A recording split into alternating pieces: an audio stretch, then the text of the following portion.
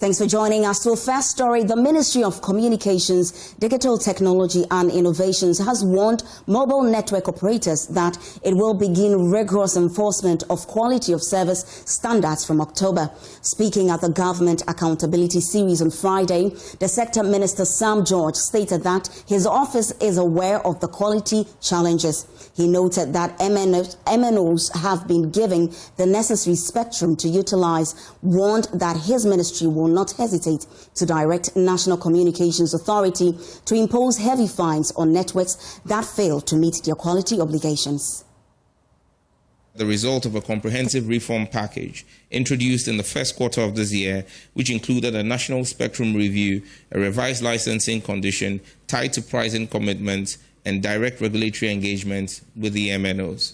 Additionally, the three leading operators have committed to invest a combined $150 million in their networks by the end of the year to improve quality of service and reliability. And let me make the point here that we are very well aware of the challenges of the networks relative to quality of service. And as I indicated in my last press briefing, we've given them the third quarter to implement and utilize the spectrum that has been made available to them. And subsequent to that, in Q4, we will begin rigorous enforcement of quality of service. We will not hesitate as a ministry to give policy direction to the regulator, the NCA, to impose very hefty fines on companies or mobile network operators who fail to meet their quality of service obligations.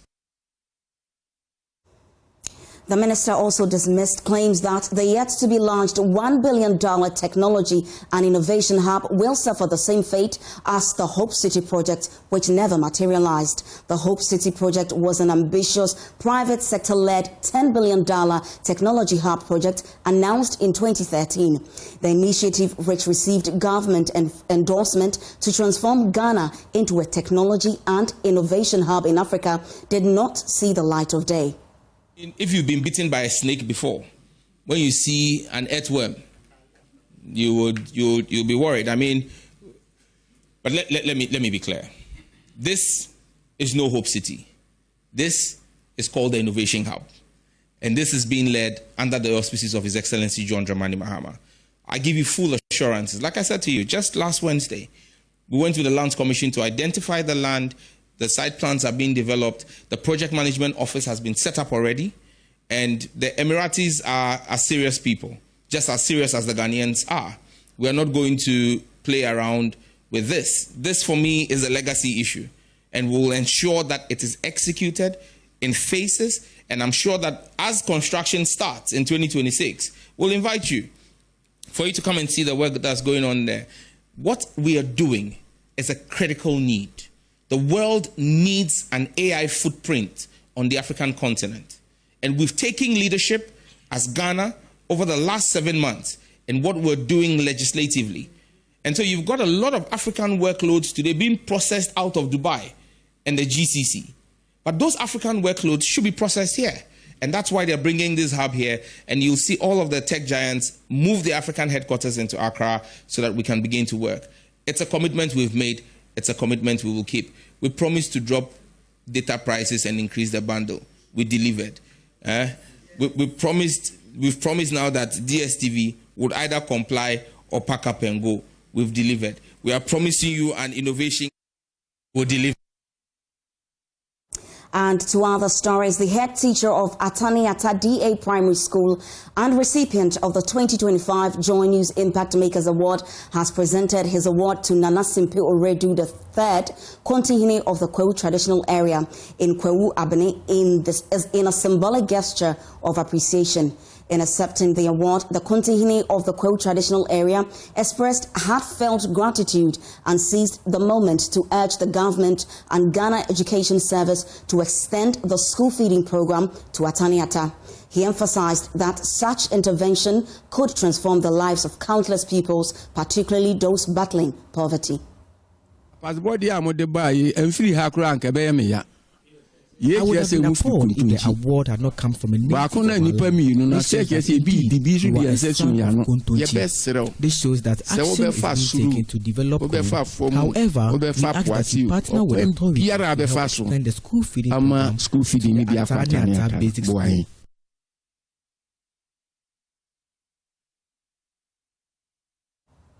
After transforming a nearly collapsing school by boosting enrollment from 13 to over 100 and establishing a JHS with a 100% BEC pass rate for 3 years running, he's now calling on government for support, stressing its impact on attendance and academic success. I appealed to authorities that Atani Atta DA Business School would need the school feeding program. And that is true. When we get the school feeding program, or when it is implemented in Atani Atta DA Business School, it is going to improve our enrollment very well. In fact, we can't teach kids that are hungry. When you are hungry and you are teaching, or when the kids are hungry and they are learning, it doesn't go well with them. So I also appeal to authorities to come to our aid in terms of the school feeding program. And also other benevolent societies to also come to our aid to help us get the necessary teaching learning materials that we could get.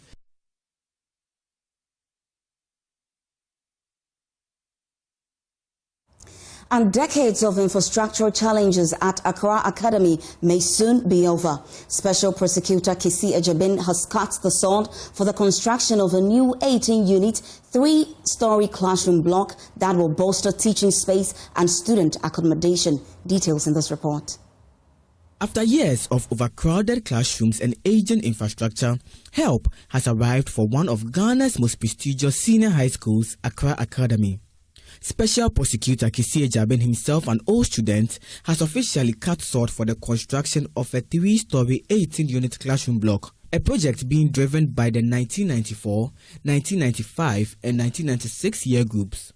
The structure, when completed, is expected to ease congestion, improve the learning environment and accommodate the school's growing student population.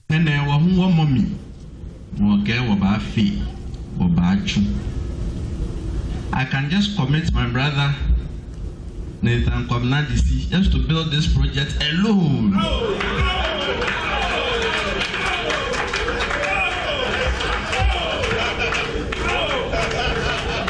But be minded by what my brother said. Peju Benin, we will go together.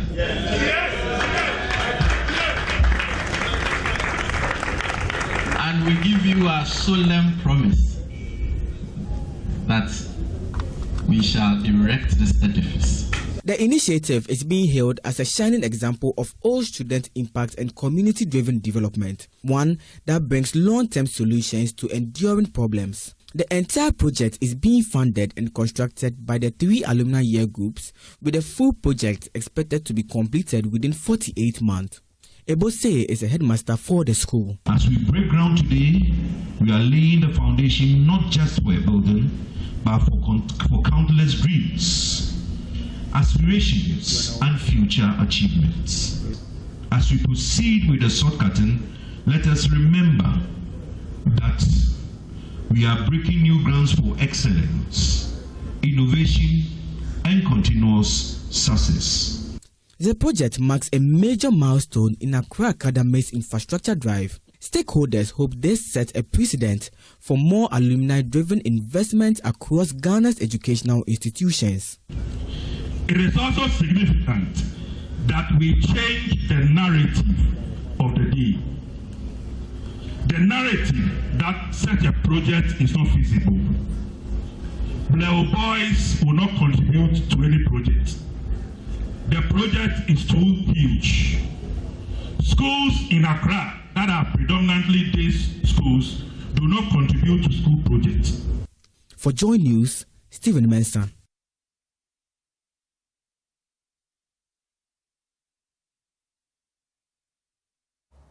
Now, women in Ghana juggle work, family and leadership roles and often forget to pause for themselves. To remind women to prioritize their health, the Mfantiman Old Girls Association, MOGA, hosted a 6-kilometer health walk and free medical screening at the University of Ghana campus. Details in the following report.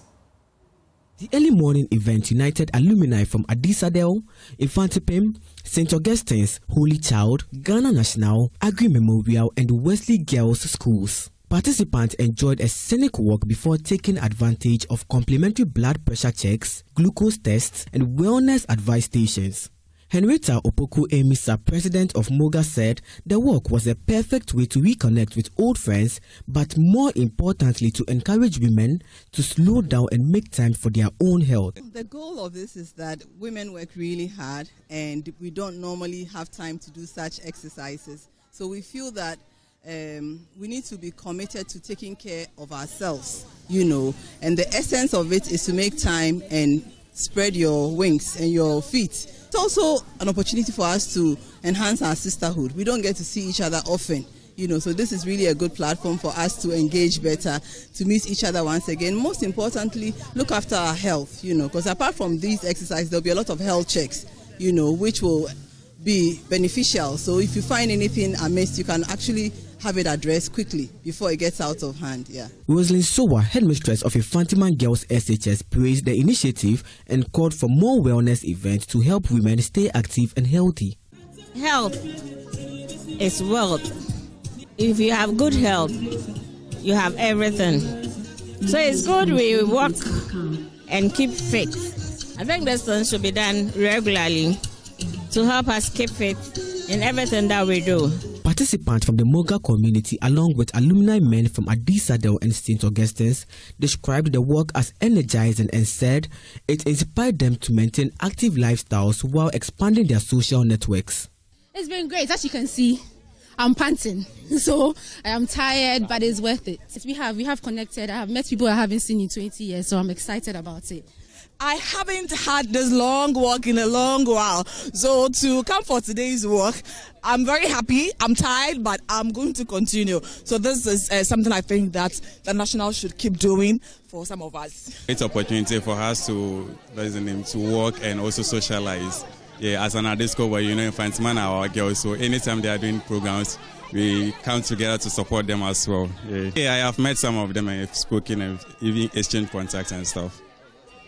I was invited by my girlfriend to be here, for health benefits wise, aerobics, walking, and some people lose a bit of weight and all that. It's actually a good thing.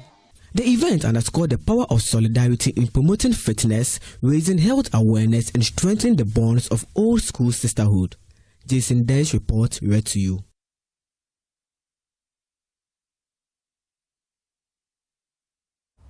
And to other stories, Constitutional Rights and Policy Strategy Advisor of the Democracy Hub, Oliver Vomawo, has strongly criticized Attorney General Dr. Dominic Ayene's decision to withdraw criminal charges against defunct Unibank founder Dr. Kwabena Dufo and others. He warned that the move undermines accountability in both the justice and banking systems. Speaking on News Files today, Barker challenged the AG's justification that recovering 60% of the missing funds was more practical than risking an acquittal at trial. He argued that prioritizing asset recovery over persecution sets a dangerous precedent and weakens public trust in legal and financial institutions.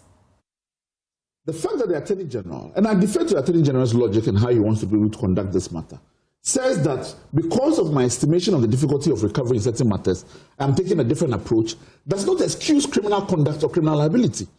It doesn't. It doesn't grant anybody a moral platform to come and now suggest as if they have done nothing wrong in the first place. And it's as if this is where the rebranding of the conversation is going to. That these individuals were completely infallible, did nothing wrong in this contest. And now look, even the Attorney General is now vindicating them. At no point did the Attorney General suggest so. The Attorney General says, I have looked at the difficulty of how we can recover some of the monies made. And when he's talking about recovery of monies is not relating to the crime of cooking the books. He himself admitted that there was a lot of book cooking that happened. So when I hear things like it is only 3.7 or 2.3 billion, I quiver in my boots to say that we are talking about huge sums of money. When somebody says that, oh, oops, you caught me, I can bring back the money and be free. What are we talking about? These are huge sums of money. So it's a question of also, again, the criminal justice system is not only set up as a state for the recovery of monies alone. And if the driving logic is that whenever people caught themselves in this case, we take how much we can get and go away, we must think about the repercussions of whether or not we are disciplining conduct within the banking system. And you're still live on JoyNews Prime. More after this break. Stay with us. Welcome back. Thanks for joining us. The Cybersecurity Authority is warning of a growing mobile data scam targeting unsuspecting victims across the country over the past 6 months. According to the authority, a total of 73,510 Ghana cedis has been lost to these fraudulent activities, a situation officials describe as deeply concerning. Here's more. Data bundle sale scams involve fraudsters pretending to offer mobile data at discounted rates purposely to trick victims to send money, divulge personal information, and in some cases compromise their accounts by infecting their devices with malware to become targets of further scams. According to the release, the Cybersecurity Authority has received a report on mobile data bundle sales scams from January to July 2025 at a total of 63 cases with monetary loss of 73,510 Ghana cedis recorded. Threat actors send SMS, WhatsApp messages, or social media ads offering data bundles at extremely low prices to lure unsuspecting victims. In some instances, they pose as representatives of mobile network operators to churn out their ads. The Cybersecurity Authority is further warning that clicking on links that collect personally identifiable information such as names, contact, and passwords, or download information stealing malware on the victim's devices that result in the compromise of their online account. To avoid being a victim, be cautious of unsolicited messages prompting mobile data sales. Verify vendors or promotions directly with mobile network operators via official customer service channels. 1 week after the passing of Ghanaian high life legend Daddy Lumba, tributes continue to pour in from all walks of life. As fans mourn his loss, the family is also taking legal steps to protect his legacy from false and defamatory reports. There is more in this report.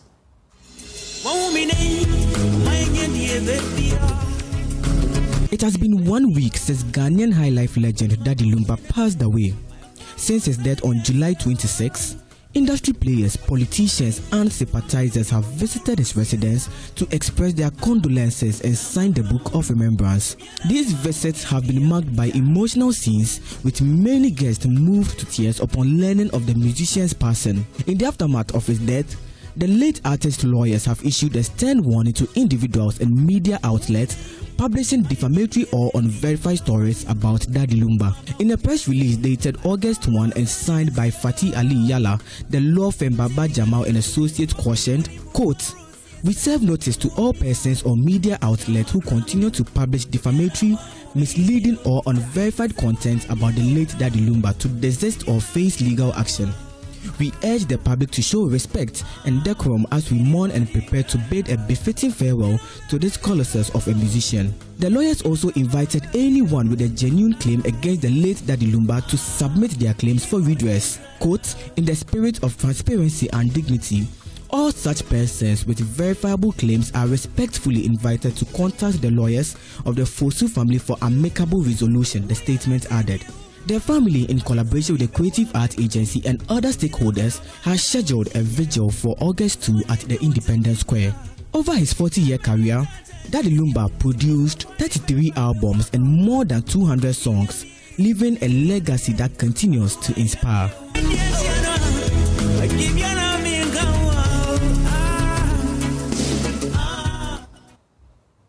And tonight, Ghanaians are converging at the Independence Square in Accra for a candlelight event in honor of the late legendary high-life musician Charles Kojo Fosu, popularly known as Daddy Lumba.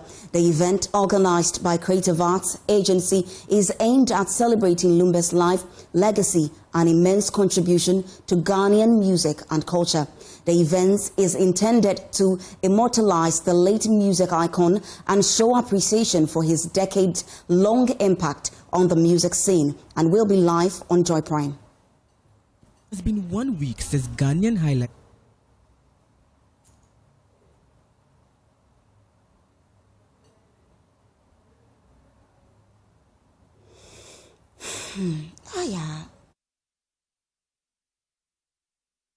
And may his soul rest in melodies. And that's all for this hour. My name is Sheila Sechi. For more news, do log on to myjoyonline.com. Have a good evening.